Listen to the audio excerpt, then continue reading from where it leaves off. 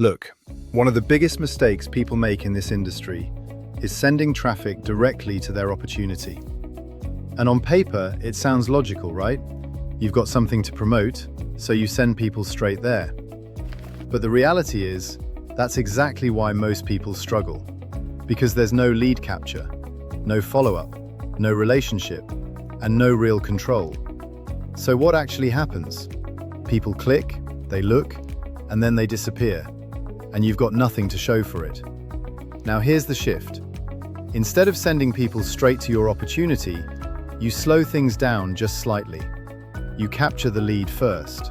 You give them something useful, something tangible, and then you follow up in a simple, natural way. That's what this guide breaks down. You've got the full PDF, a clean mind map, and a quick cheat sheet, so you can actually see the flow and understand it properly.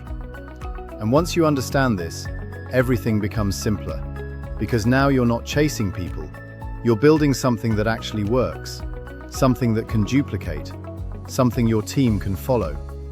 And that's exactly what I'm using inside MLM Lead Pro. It's not about hype, it's just a smarter way to build.